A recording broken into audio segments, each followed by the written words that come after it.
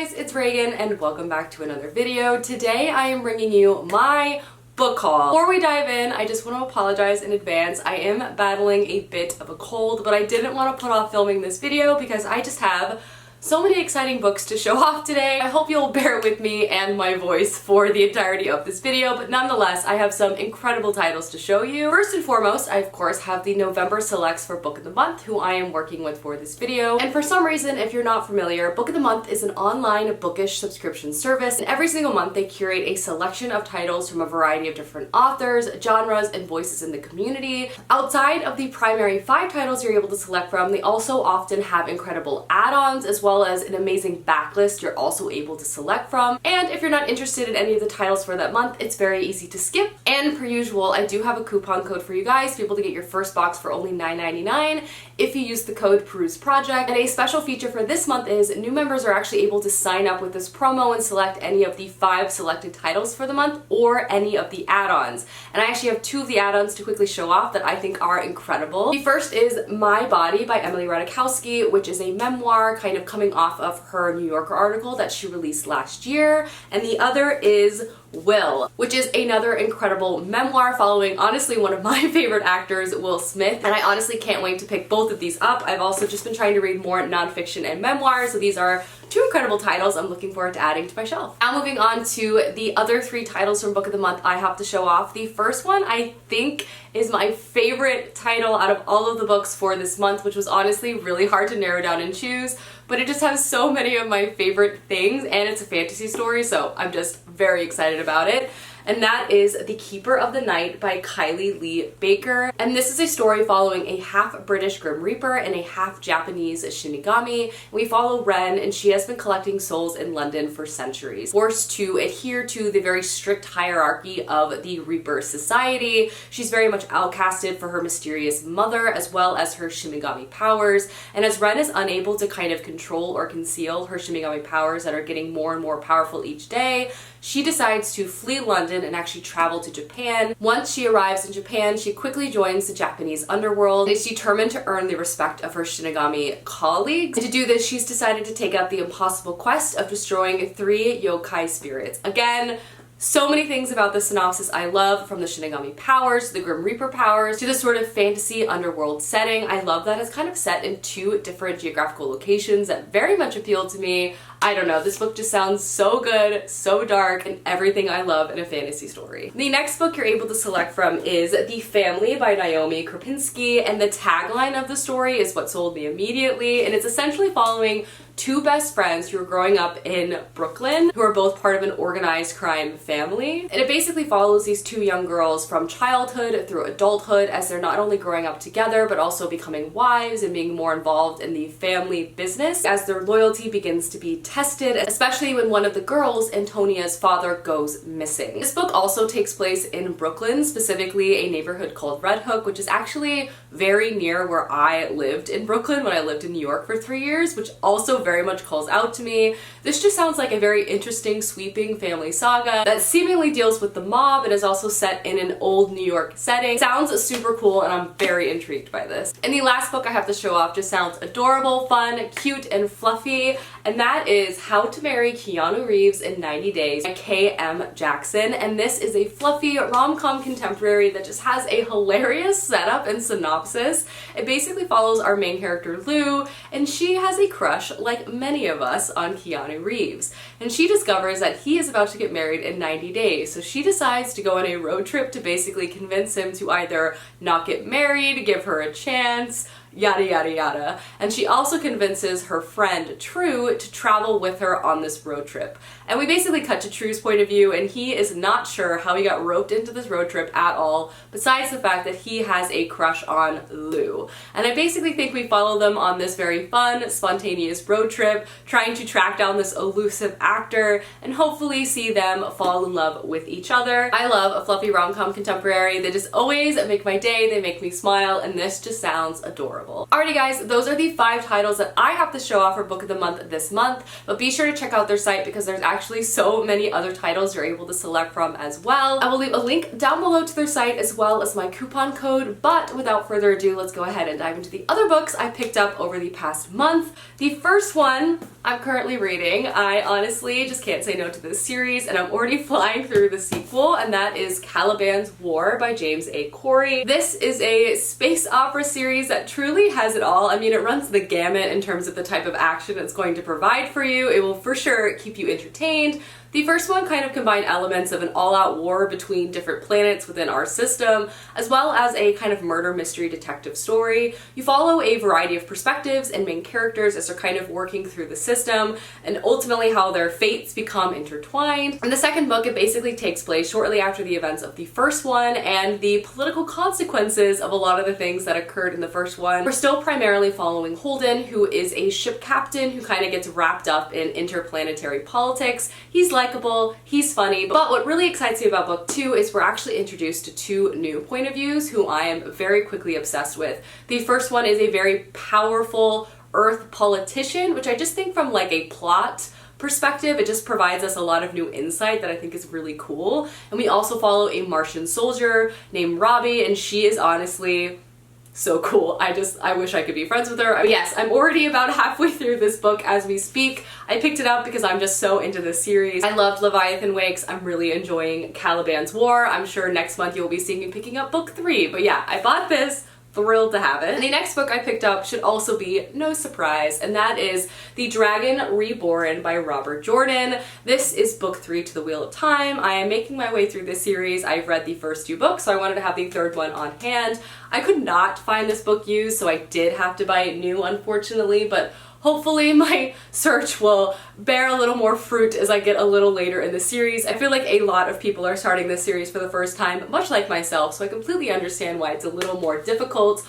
But I'm really enjoying my read of The Wheel of Time. The first 2 books were rather eventful. We're following, again, a variety of characters from a small town, and as they're basically trying to survive and also kind of being thrown headfirst into the larger politics of the land, and basically learn about the magic and the history and their fates and how the wheel is weaving itself around everyone involved. I enjoyed the additional quest structure of book 2, and I'm curious to follow Rand as he continues to get wrapped up in things he really wished he wasn't in. So we shall see. The next one is a new and very popular release, and that is Vespertine by Margaret Rogerson. I have read both of Margaret Rogerson's books, both The Sorcery of Thorns and Enchantment of Ravens. I really loved an Enchantment of Ravens and did not love A Sorcery of Thorns, so I'm very curious to see where I will land on this very new release. The synopsis itself does sound really interesting. It has to do with like a magical nunnery, which in general I think is always a fun setup in a fantasy story. But we follow our main character who is training to be a Grey Sister, which basically helps spirits of the dead pass on. At the beginning of the story, her temple is attacked by possessed soldiers, so she releases a very powerful ancient spirit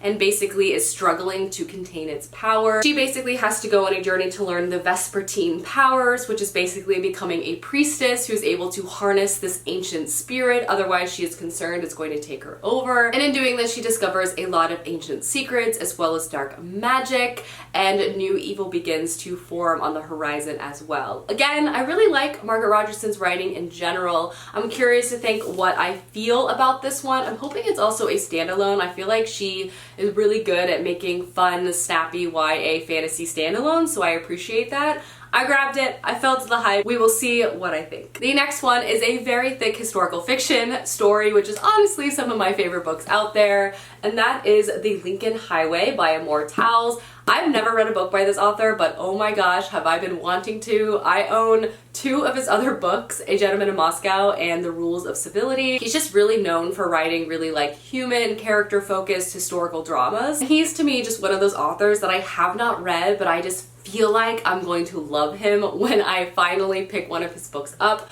But this is his newest release, a very anticipated release, and this is set in America in 1954, and we basically follow a group of young boys who have just recently been released from prison, and they are going on a road trip across America, basically trying to make a new lives for themselves in New York City. The book itself spans just 10 days, which honestly sounds very intriguing to me, and also has multiple points of views of the different boys on this road trip. And it is said Tao's third novel will satisfy fans of his multi-layered literary styling while providing them an array of new and richly imagined settings, characters, and themes. I love character-led historical fiction. I'm intrigued by this road trip. I don't know, it sounds amazing. I'm not sure which of this author's books I want to start with. I'm leaning towards A Gentleman in Moscow, but it doesn't hurt to just have this in the reserve, add it to the old shelf. I'm gonna read it eventually, you know? Story of my life. Next up are a few very exciting new releases and pre-orders that I finally have in my hands. First one is Little Thieves by Margaret Owens. I love Margaret Owens' writing. I've read a few of her other YA stories. When I saw that she was coming out with a fairy tale inspired dark YA fantasy story, I handed over my money immediately and pre-ordered it, but this basically follows our main character,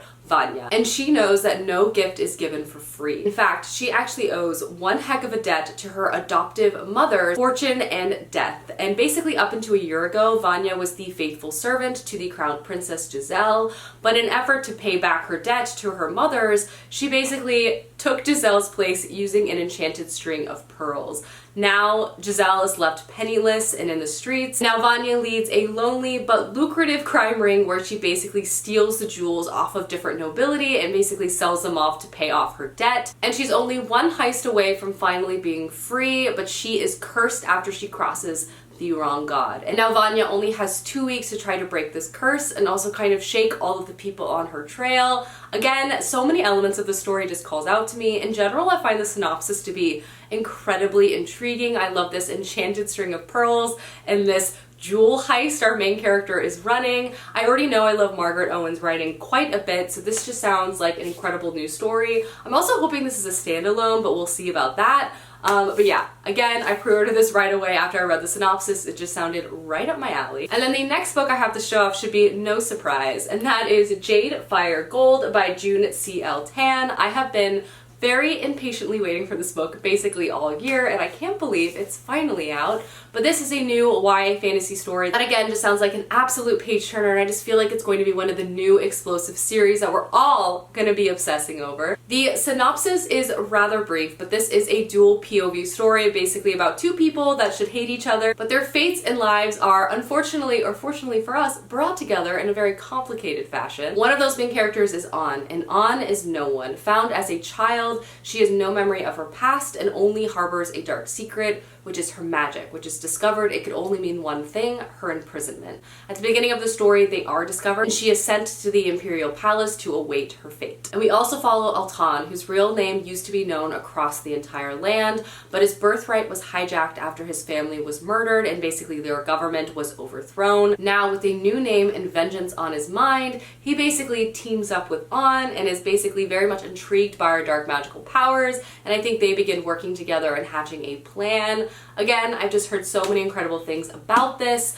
I love that it has elements of dark power and politics. I also love that it's a dual POV story. I have really high expectations for this, so we'll see if it lives up to the hype, but I can't wait to read this hopefully soon. The next book I have to show off is Practical Magic by Alice Hoffman. I've never read this book. I've never seen the movie, and honestly, I have been so intrigued by the story, and there's been so many new prequel releases that I feel like it's finally just time for me to finally pick this book up for myself. And from what I know, this is a story about family and magic, and in the first one, we basically follow two sisters, and for the past 200 years, their family has always been blamed for any bad thing that has befallen anyone in the small town that they live in. Both these sisters are kind of looking to escape this witchy, magical fate they find themselves trapped in. One does this through marriage, and the other does it by running away, but it seems like in the beginning of the story, their fates kind of call them back to this town, and so begins this particular tale. I really want to read this book. I also really want to see the movie. I feel like November, winter is also a perfect time for witchy reads, so I thought, you know, it's finally time. So I grabbed it. It felt right. I'm adding it to the shelf. The next book I have to show off is a reread and also re-addition to my shelf. I've read and owned this book in the past, but just with all the moves in my life, I've lost it somewhere along the way. But I'm really craving rereading this book and the few books I have read in this series and then just continuing on. I just really want to read some urban fantasy. So I have written and read by Anne Bishop. This is a multi-book, I want to say possibly serialized fiction, kind of like mystery of the week story, following our main character Meg, and she is a blood prophet, meaning that when you cut her, she can basically see the future. At the beginning of the story, she basically escapes her employer and travels to the Lakeside Courtyard, which is a business district operated by the Others. And in this world, there are all different types of magical creatures, from shapeshifters to werewolves to vampires, and they all have their own political power and interests. And this is definitely an urban fantasy story full of all the combat and magic that you would love, but also does have a slow burning, simmering romance. And honestly, I'm just very much in the mood to read kind of a romance-centered urban fantasy story, and my mind has traveled back to this. I remember really enjoying the first few books I read, and I want to see how the story turns out, so I went ahead and bought the first one. I was able to find it used for a decent price, and here we are. I feel like I'm going to read this in the next couple of months.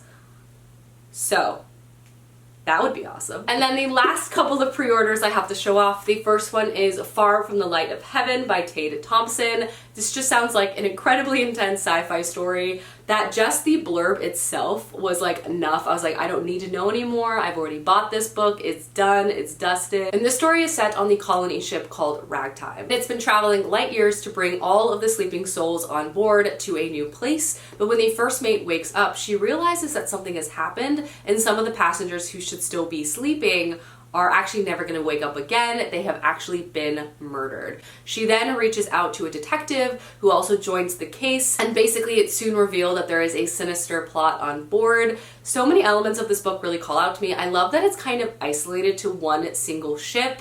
It seems to be a very intense thriller-based murder mystery story, but also obviously has elements of sci-fi. And the story itself says, while the setting is interstellar, it feels as real and immediate and lethal as today's headlines. The setting and story just sounds so gripping, like an absolute page turner. I also feel like this is a book that might haunt me, disturb me.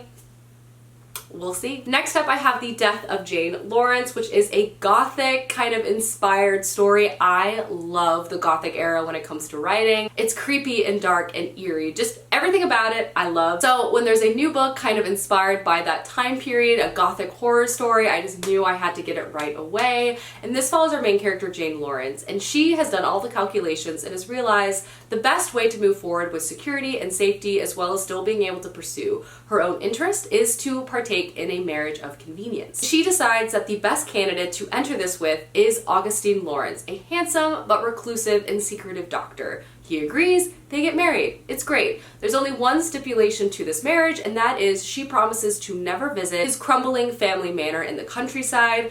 But of course, this book opens on a dramatic set of events that basically leaves our main character stranded in the middle of nowhere, with the only place she's able to get to safely being his crumbling family manor. And when she gets there, she runs into this man that she's just married, and he seems completely different. And so begins what I'm hoping is a dark, creepy, horror-inspired story set in a remote manor. Again, I just love the setting and inspiration of the story. I've heard really good things about it. It's also not too long, so I feel like it'll be a quick read. I just want something that will possibly keep me up at night. We shall see though. And the last two books I have to show off were both sent to me by Disney Books, and I'm thrilled to have them in my hands. Both new Rick Riordan releases, which we know. I'm a fangirl. The first one is The Cursed Carnival and Other Calamities. This is actually a collection of short stories housing a myriad of different tales following all of our favorite heroes from the Rick Riordan Presents umbrella.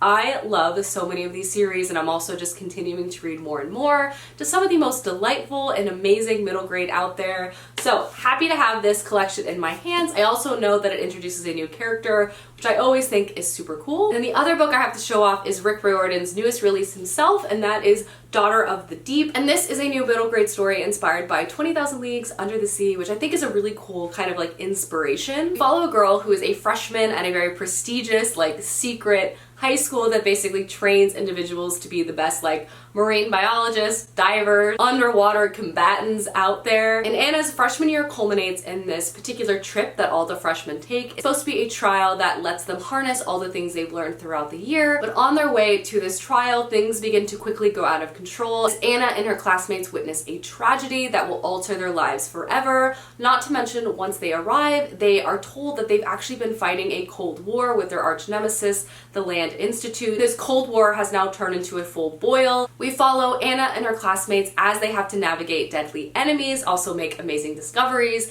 and also make friendships along the way. I love Rick Riordan. I love his stories. So I was thrilled to be able to have this in my hands. I hope to read it soon. I also know it's a standalone, which is always a great thing to have. And I feel like it's a bit rare when it comes to middle grade fantasy stories. So yes, thrilled to have this. Alrighty guys, that is my accidentally, I feel like, ginormous book haul. Let me know down below some books you've picked up recently, as I would love to know, and I will see you soon with another video soon. Goodbye!